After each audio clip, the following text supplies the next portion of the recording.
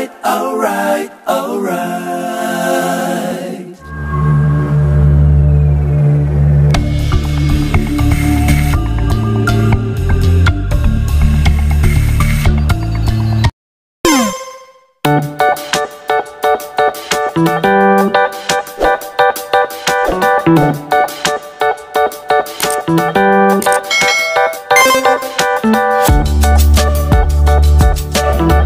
Kita bertemu lagi dalam channel kali ini, my channel Kristal B3M. Apa itu B3M? Belajar, bermain, bermakna, dan menyenangkan.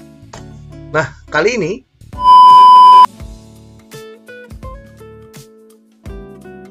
a few moments later, a few inches later, 2 hours later, 1 eternity later. saya akan membahas tentang penyusunan RPP yang kreatif dan inovatif.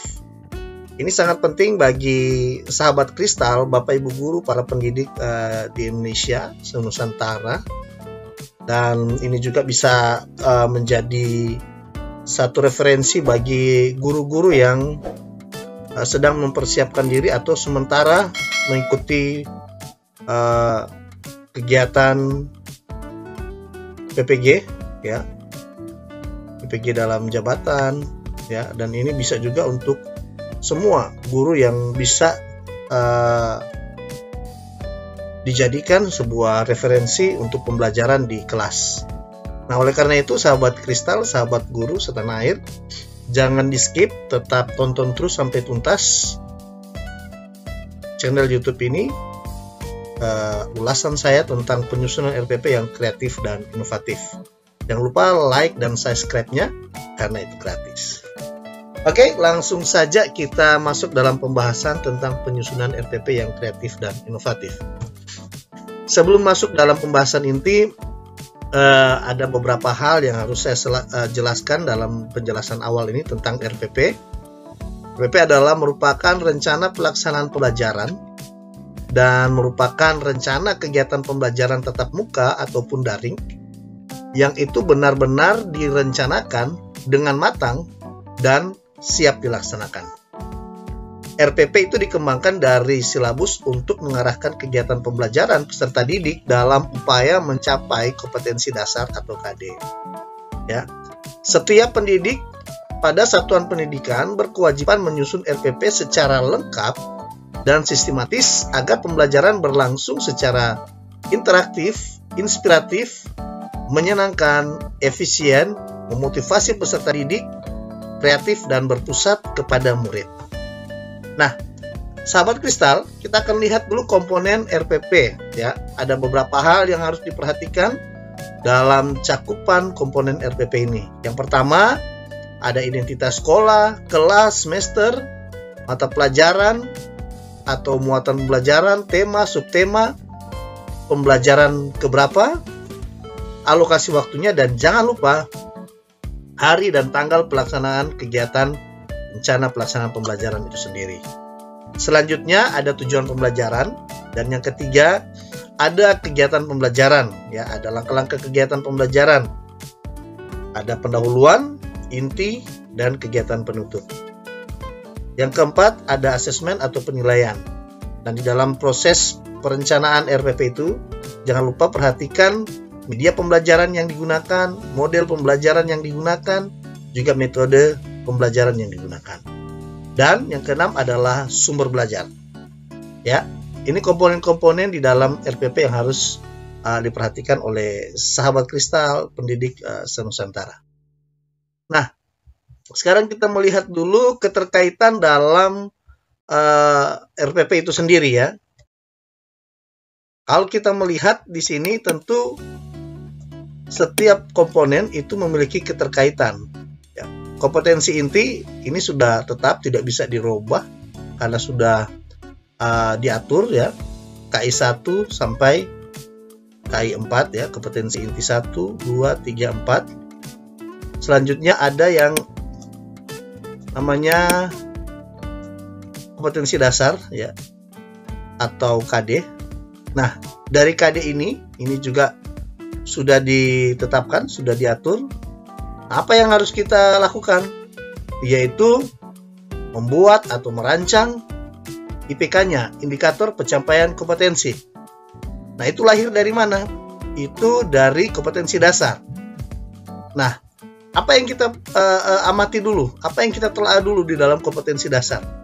Kita harus menggunakan kata kerja operasional. Kita harus telah dulu bahwa apakah KD ini KD HOTS atau KD LOTS. Ya.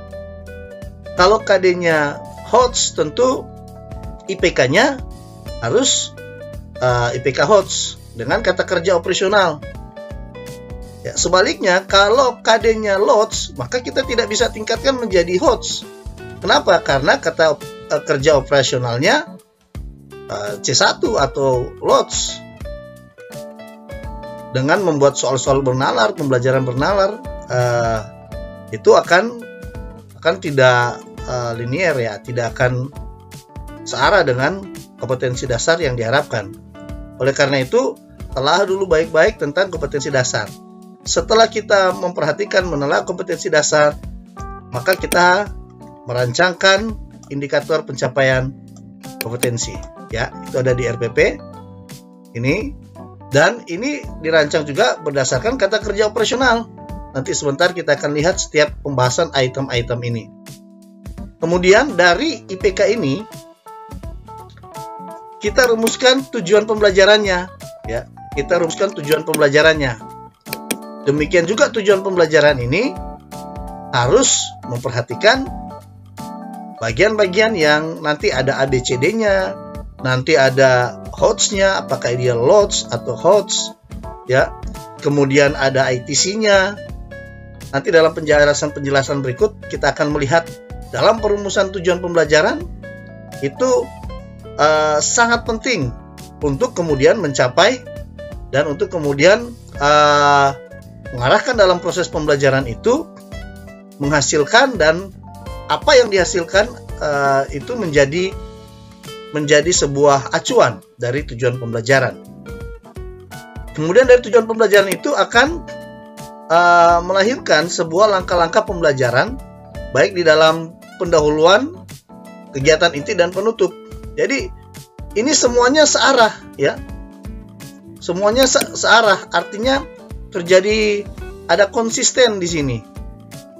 Langkah-langkah pembelajaran tidak bisa lepas dari tujuan pembelajaran, karena tujuan pembelajaran itu akan mengarahkan setiap poin-poin, setiap langkah-langkah kegiatan pembelajaran.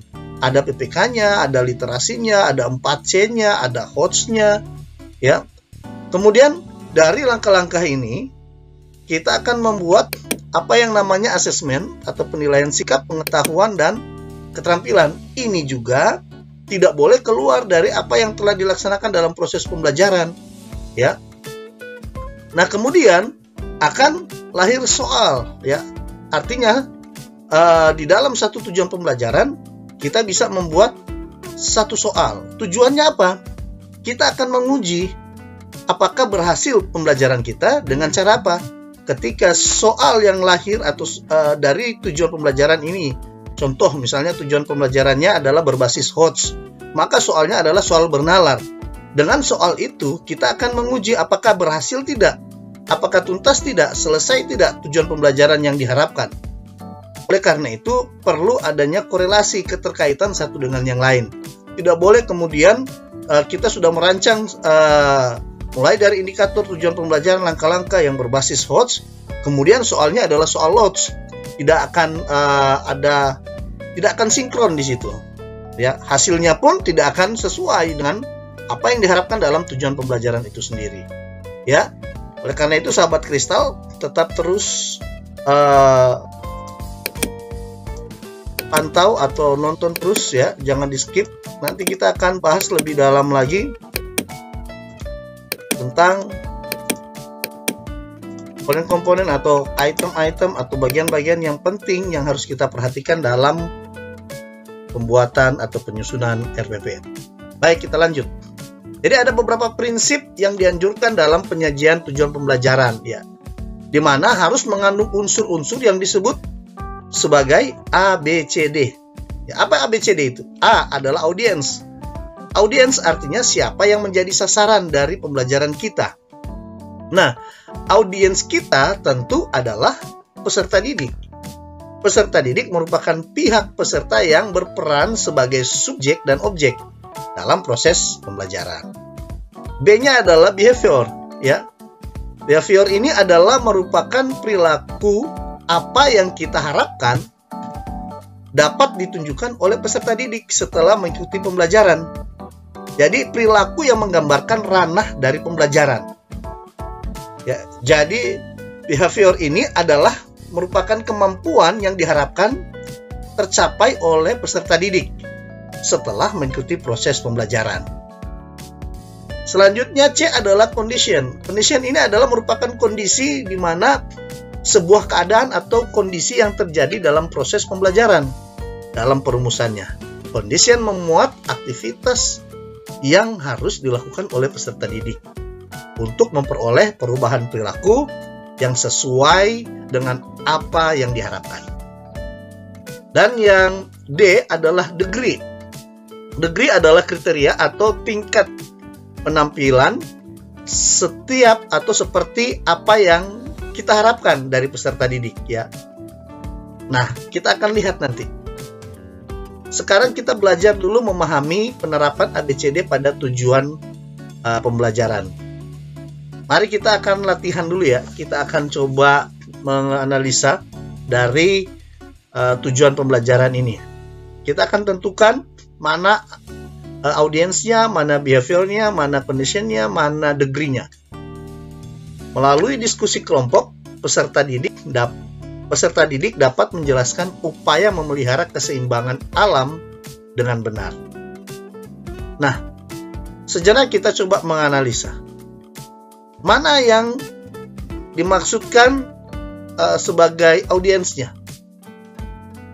Dan mana yang sebagai behaviornya, dan mana yang sebagai conditionnya, dan mana yang sebagai degree-nya. Oke, langsung saja kita lihat. Nah, melalui diskusi kelompok, ini merupakan kondisi kegiatan di mana peserta didik nanti akan belajar secara kelompok.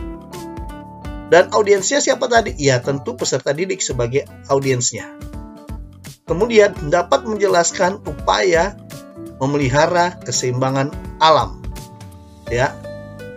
Dengan apa? Ya, B, behaviornya berarti ada sebuah perilaku siswa atau ketika dalam proses pembelajaran itu mereka mampu menjelaskan upaya untuk memelihara keseimbangan alam. Artinya ini sebuah kegiatan atau behaviornya. Nah, sedangkan degree-nya adalah bagian dari kata benar. Jadi mereka bisa memahami kriteria antara benar dan salah. Ya, mereka bisa memahami. Baik, sahabat kristal, mari kita lihat dulu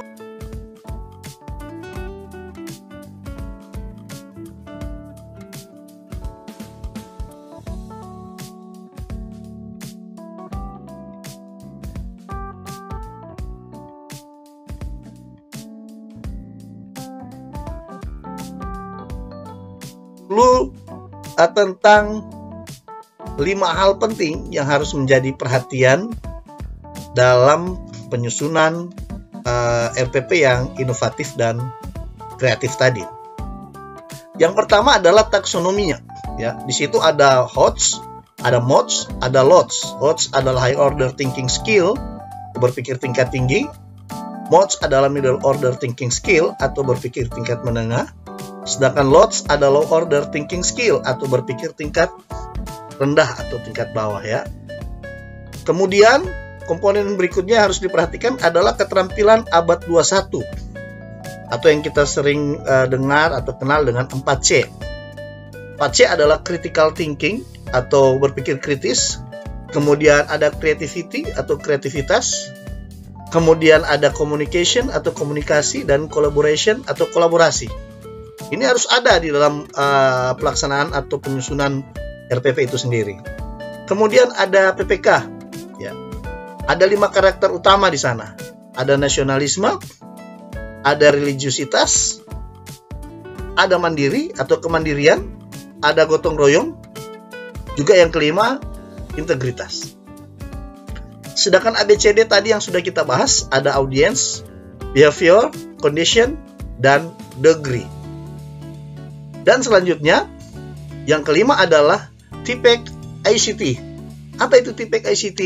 TPEC itu Technological, Pedagogical, Content, Knowledge. Ya.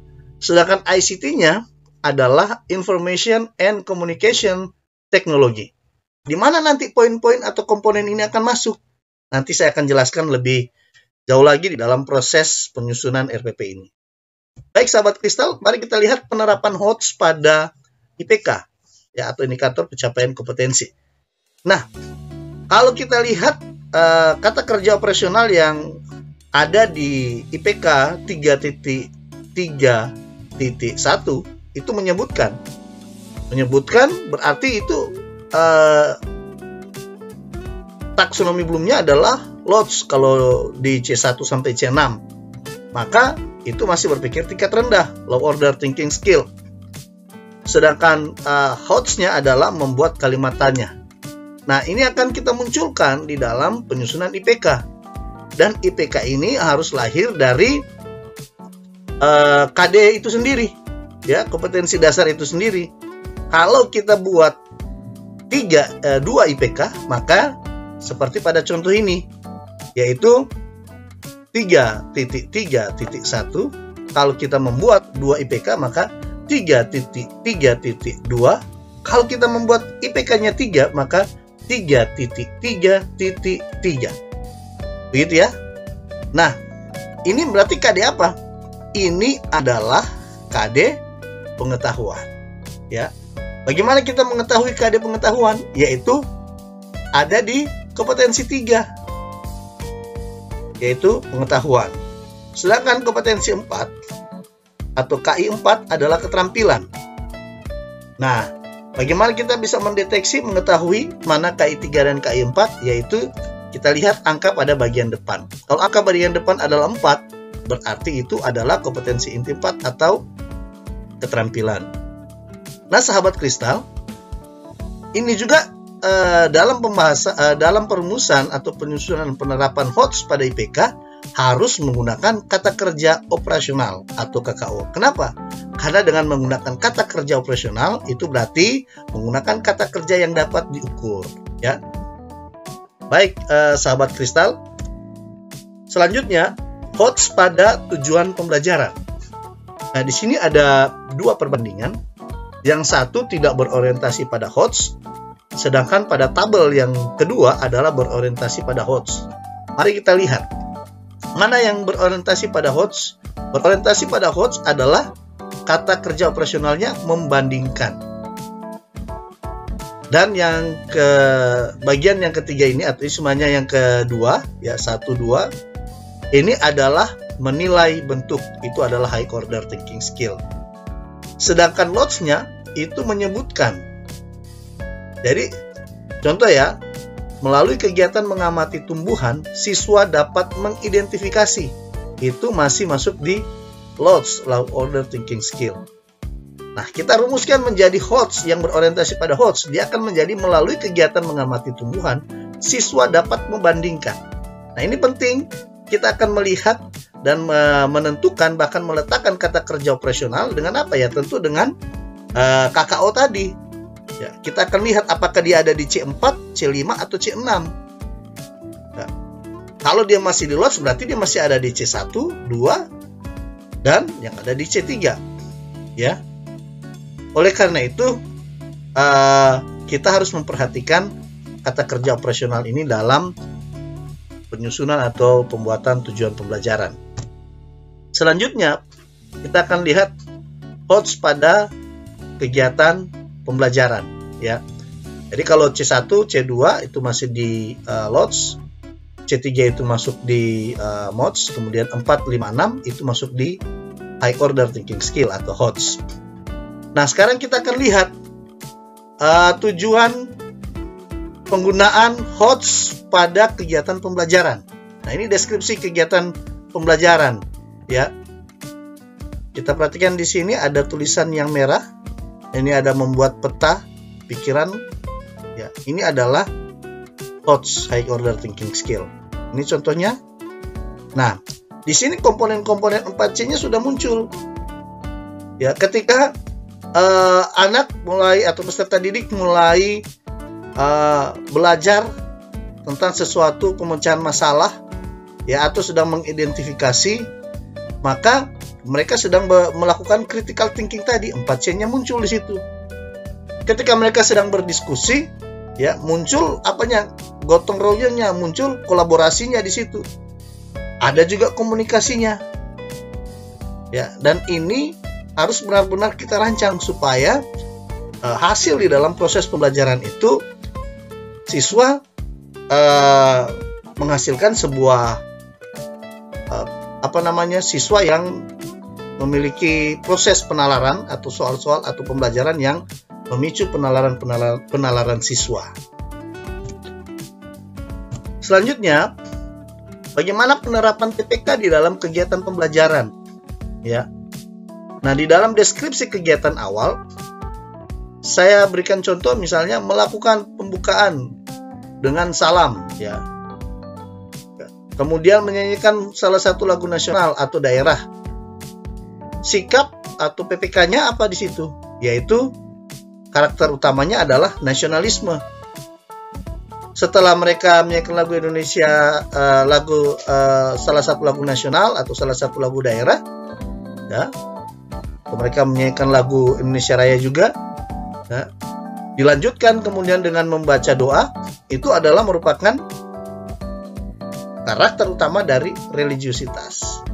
Nah, kita harus munculkan ini di sini supaya kita bisa melihat apakah benar-benar dalam proses pembelajaran itu, dalam perancangan RPP itu, kita sudah memenuhi setiap komponen-komponen ini. Nah, sahabat kristal, selanjutnya adalah penerapan PPK dalam tujuan pembelajaran. Jadi di dalam tujuan pembelajaran juga kita harus menerapkan PPK di sana, ya. Contoh misalnya ini anggota tubuh secara teliti, maka di sini PPK nilainya adalah nilai karakter utamanya adalah ya integritas, kejujuran. Karena ketika mereka bekerja untuk menilai sesuatu dengan teliti, maka yang dibutuhkan adalah kejujuran dalam proses pembelajaran itu. Selanjutnya ada sikap kemandirian, ya. Nilai karakter utama yang diharapkan tentu adalah mandiri tadi atau kemandirian. Jadi penerapan PPK dalam tujuan pembelajaran itu dapat dilakukan oleh setiap guru atau pendidik.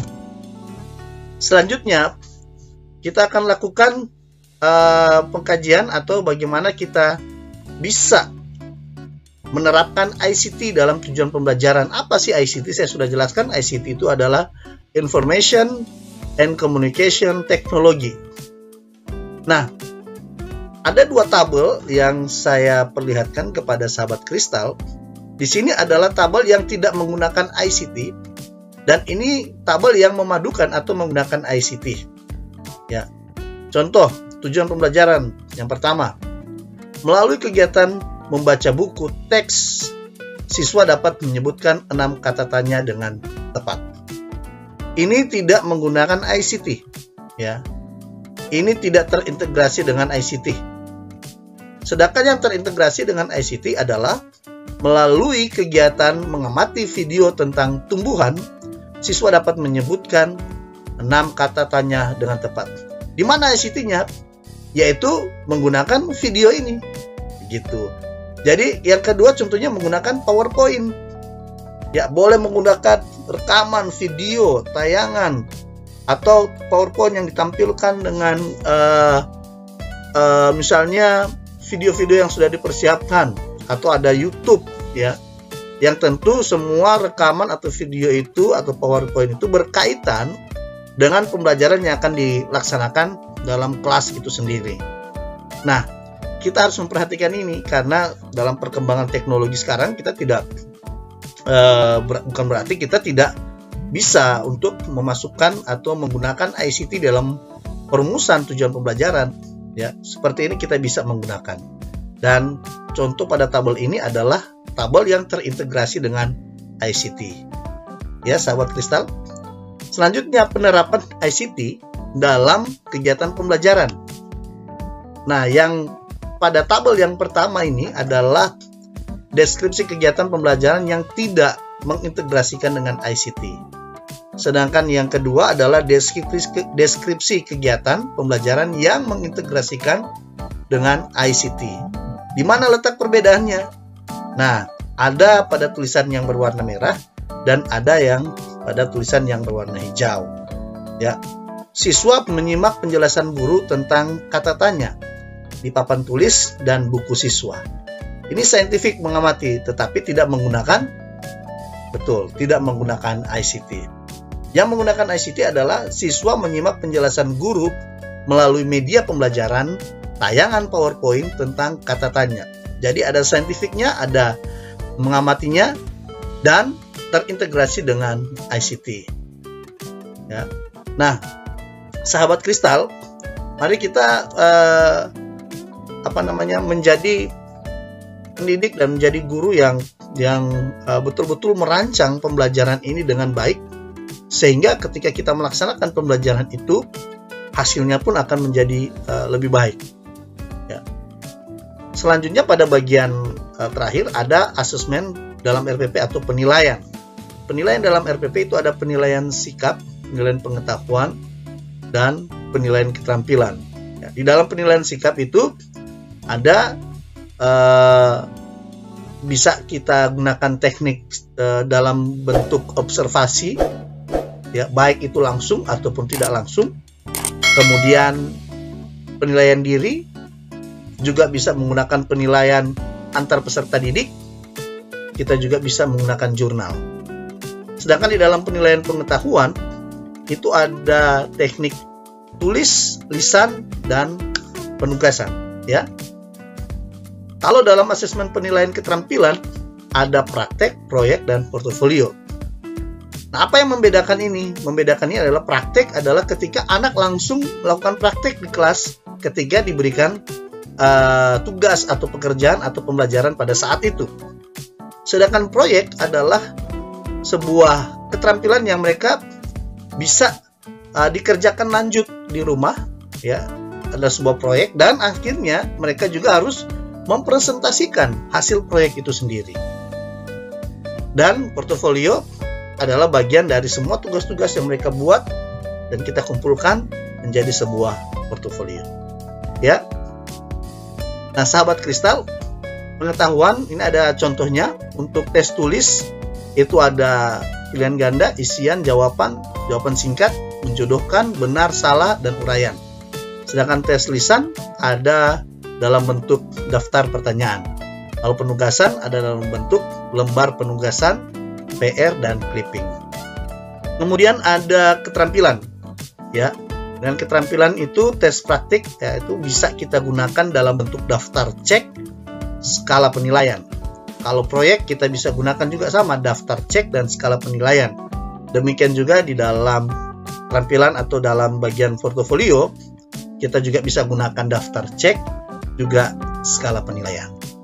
Oke, sahabat kristal, terima kasih sudah menyaksikan dan menonton sampai tuntas bagaimana kita bisa menyusun RPP yang kreatif dan inovatif dengan memperhatikan setiap komponen-komponen yang akan kita letakkan di dalam RPP itu sendiri, akan kita gunakan di dalam RPP itu sendiri. Tetap menjadi guru hebat, tetap menjadi pendidik yang bersemangat, dan jadilah guru yang terus menginspirasi dan kreatif. Tidak berhenti pada apa yang kita kerjakan saat ini, tetapi teruslah berkembang dan mengembangkan diri potensi yang kita miliki. Dan ingat, pembelajaran yang berpusat kepada murid akan melahirkan sesuatu yang lebih hebat dan luar biasa. Salam sehat, salam dari saya, Christian Wahyu Lasut MPD, dan untuk semua sahabat kristal, sukses selalu. Thank you. Dadah.